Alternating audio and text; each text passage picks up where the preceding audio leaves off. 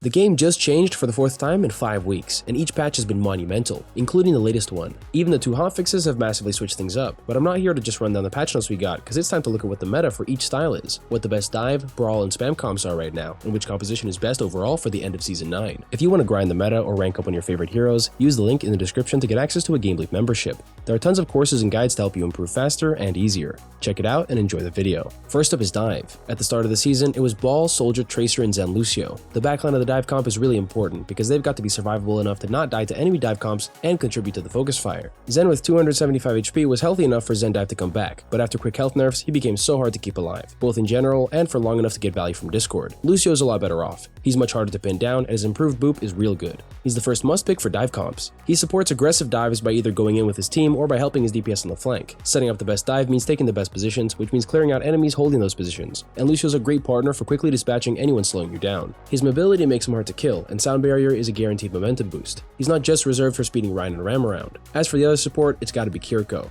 She took Zen's spot right after the nerfs, and although she doesn't have a cool Discord you can use to focus targets with, she's like Lucio in that she's an amazing dive support. She can dive deep with her swift step, or she can sit back and spam heals. As long as there's someone safe to teleport to, like a Lucio holding map space, it's easy to survive and keep healing your team. So Kiri Lucio is the safe, effective backline with a high skill ceiling. Anna and Brig may have worked in the past, but after Season 9, Winston is just too good into them, even after their buffs. He blocks Anna heals and ignores Brig's armor, and with a passive backline that doesn't spam as much as Kiriko and Lucio do, it's easy for any diver to set up close to them, like the best dive DPS, Tracer. They tried to nerf her by making her damage fall off start at 10 meters instead of 12, but for skilled tracers who know their blink range, that's not enough to stop how good she is at 6 damage per bullet. The blinks to set up and dodge damage, the recall to reset if you get too low, or for going deep for a kill without fear, she's always been a powerhouse in dive. She's a clear must pick, but her partner DPS can be one of several options. Starting with the most dive-centric hero, Sombra's a reliable pick even without the fast-charging EMPs. She's still got a solid virus buff and a nice translocator improvement. Although Sombra has her ups and downs, invisibility is the consistent carry for her kit. She can set up unnoticed, from any angle, every fight, and the best way to stop it is to randomly spam. It's a pretty good trade-off, but against Kiriko, Sombra can't always get an advantage. Suzu is a perfect counter to the single target hack engage, whether it's on Kiriko herself or an ally. And just like with Immortality Field, timing Suzu correctly can negate EMP, so Sombra isn't the single best option, although she forces advantages really well. The other optimal tracer partner is Echo. She contributes a lot to the comp, but the key thing is that she can both create advantages and follow up on them. Hitting most of your stickies isn't too hard to do, it's just about getting close enough to reliably aim them. When you stick enough of them, it's an easy cleanup for either your own focusing beam or for your tank or tracer to commit onto the target. And because you can just snipe them out every 6 seconds, you can even go for cross-map burst damage to help kill targets that you can't get close to. But like Sombra, she isn't strong in every situation and every map. Her weakness into hit scans is a problem, so Cassidy can be a hard counter, although his matchup into dive is pretty strong overall anyway. But regardless, not all maps have enough cover to allow Echo to set up closer dives. Although she can help from cross-map and be a high damage spam source for the team, it's always better for her to be able to commit with her focusing beam. You also don't have to play a second dive DPS at all. A lot of dive comps play for a long-range spam hero when there's longer sightlines to cover, so Sojourn and Soldier work well. They can poke enemies low enough to force them out, and Helix and Railshot each give enough burst damage that they can also set up a kill or finish it. For a final DPS pick, if Cass or Bastion give you too much trouble, Genji is a simple counter.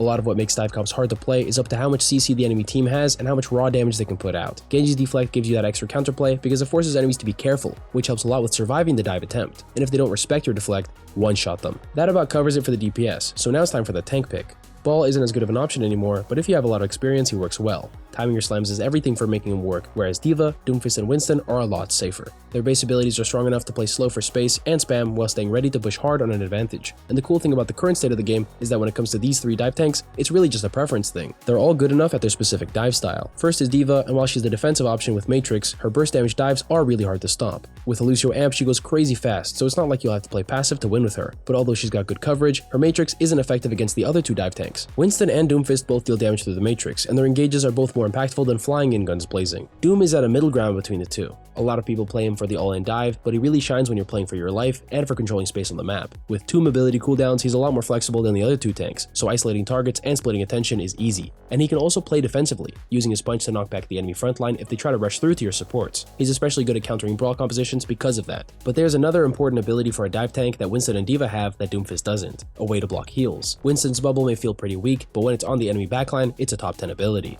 And where D.Va has to stop shooting to Matrix, Winston farms during his bubble duration. The effectiveness of the engage does depend on enemy supports and the enemy tank. And just because his bubble has a really high potential, doesn't mean you get to skip forcing defensive abilities or taking space on the map. Winston's bubble dive is the best part of his kit, but he can afford to play slowly before blasting straight into the backline. That's dive done, with a core of Kiri, Lucio, Tracer, and the appropriate tank and second DPS for the map and enemy comp. There are enough viable heroes that counter swapping is extra impactful, and dive comps are definitely the most flexible out of them all. There's a reason it's South Korea's favorite comp. Now for the Brawl comps. Getting the supports done first, Lucio is the obvious must pick. Rotating your team to the right position or to the right target needs to be as fast as possible to preserve as many resources as possible. And when the team is in a safe spot, it's easy to farm sound barrier from all the poke heal. The real question is the other support. For the aggressive Brawl compositions looking to force a kill on the enemy tank or frontline, Moira is the easiest choice, and she's also the safest. She heals multiple targets at once, and she's extremely elusive. If you have to play extra careful to keep your support alive on the rotation, it slows you down a lot, so it's gotta be worth it if you're picking a more killable support like Baptiste. He's the riskier option like Zenyatta in the dive, but he's a good alternative when you have maps that mix close range and high grounds. If Bap isn't being pressured, he can be a lot better than Moira. Coalescence may be more impactful than Amplification Matrix against more compositions, but Brawl comps don't always have to rush.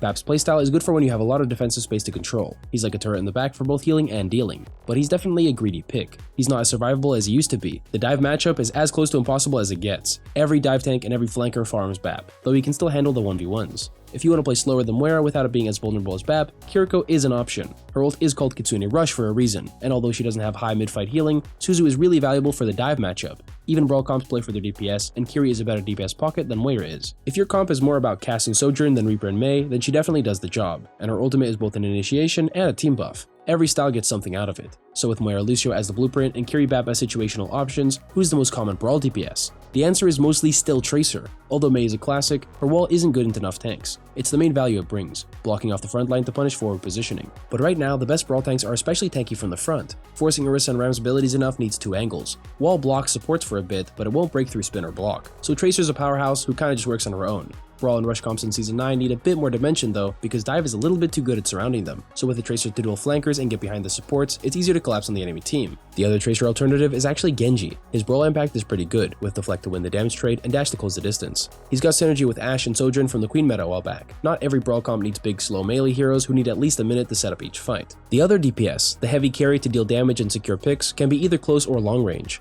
Reaper is more popular recently, and he can also set up behind the enemy team for a crossfire, but if you're looking for a more well-rounded Brawl comp, Sojourn, Cass, or Ashe work just fine. Sojourn and Ashe control enemy Brawl comps with their Disruptive Shot Dynamite while spamming at range to get targets low. Cass is a more up-close and personal option. He's the hard carry that becomes an absolute nightmare when fully pocketed. Trying to kill him through Suzu, 2 bubbles, 75% damage reduction roll, and all the healing he's getting that whole time is a tough ask. So to round out the best Brawl comps, which tanks work best to enable the different styles? Overall, Ram is the most capable. Defensively, he can soak all types of damage with either his block or his shield. And offensively, his own damage works both for long-range poke to diff enemy brawls and for short-range focus fire that pierces almost all defensive abilities. His slow is also perfect for setting up kills when Mei is too hard to play. The only problem that comes up is that he can pretty much never play aggressively into Orisa, the ultimate frontline bully. Her spin and spear slow down pretty much every tank engage, and that includes dive. Doom, Winston, and Ball are usually especially good into Brawl because of their AoE abilities, but Orisa pushes them all away. Now that everyone's tankier, there's less pressure on the tank to directly protect the DPS, so Orisa actually works pretty well, and her ultimate's pretty good now. The 25% extra charge rate just gets you up to 100 plus damage so fast, it's like a mini version of Grab Pulse Bomb. Although she can't push her team up as well as Ram can, she can definitely go in deep herself. She's definitely best as a bully, not letting anyone push past her to get on her DPS, but when she's amped by Lucio, she can destroy backlines easily. Ram and Orisa aren't the only Brawl tanks, but they are the least counterable. Zarya, Ryan, and Junker Queen work well, but against Ram and Orisa in the front line, it gets a lot more difficult. Even though Brawl is all about the close range, it gets harder when the other Brawl team can spam you from long range while still being bulky enough to match front lines. So what about the meta for spam comps? Firstly, there are really only 3 tank choices: Sigma, D.Va, and Orisa. Sigma's the classic reliable pick. D.Va's for heavy high ground maps, and Orisa is the least killable option. When you're playing for your DPS in a spam comp, ideally your tank can hold space and stop the enemy from taking space. Sigma does that by spamming corners and areas and shielding to defend strong sightlines for longer. D.Va can hold aggressively while still being able to fly back to peel. Orisa can spam corners too, sometimes way harder than Sigma because of the headshot damage, but can't personally set up her backline. You'll just have to fight the heroes who can get on them while they hold their angles instead. She's mostly good because her damage is great for poking out enemies, and with full armor and all abilities, she takes a while to force out. So now for the actual carries, the DPS. Before the mid-season, Tracer was still a must-pick, and she still fits into the comp. Otherwise, any long-range spamming hero works perfectly. Sojourn, Hanzo, Echo, Ashe, as long as they shoot hard, they'll be just fine. If you don't want to play Tracer at all, you can also double up on the spam DPS. As long as there are long enough sightlines and you control the flanks, it's a strong gambit. Not every random spam hero makes for a good spam comp though. Season 6 meta was Bash and Torb, but now it loses to most heroes in the game, let alone comps. Bulky bunker-like comps aren't bad, but you need some variety, otherwise you'll just get surrounded. To finish off with the supports, there's a pretty wide range you can go for. Depending on how safe your supports can play, you can go from Babzen to Moira Kiriko. It changes pretty drastically based on both the map and the enemy comp. Getting more and more range damage is good, but it shouldn't sacrifice your survivability. If you keep getting jumped, it's time to make gradual changes. You can start off pretty greedy, with super spamming heroes like Bap, Zen, even Iliari. If you're not getting hard dived, you don't need to swap, but when you do, even Brig can be a good pick to boop away divers. Although it's safer to just go Moira or Kiriko, who can survive harder while still contributing a lot of focus fire. So there we have it, the ideal meta comps at the end of Season 9. For aggro dives, Winston Sombra Tracer and Kiri Lucio is a top pick. For a more slow matchup that pokes for longer, Doomfist and Echo can replace Winston and Sombra. D.Va is more of a counter pick, but she's good enough into Winston and Doom. Again, it's pretty much preference. For Brawl, a classic of Ram, Sojourn, Tracer, Moira, and Lucio. For a more defensive comp, Orisa, Cast Tracer, Bap, and Lucio. And for spam, Sigma, Sojourn, Tracer, Bap, Zen is one of the most balanced comps that still has insane damage output. If the backline's too fragile, either your Tracer has to step it up in the Tracer duel, or you can swap the Zen to Kiriko. 2 immortality effects are better than 1. Overall, the best and most flexible comp though, has to be Dive. Season 9 has made so many flankers better at spamming, so they're much more capable of taking and holding space, even more than before. Anti-dive comps aren't that common, but Orisa Cast Brawl is definitely one of the better answers. That's it for the meta overview for Season 9. Thanks for watching, and I'll see you guys next time.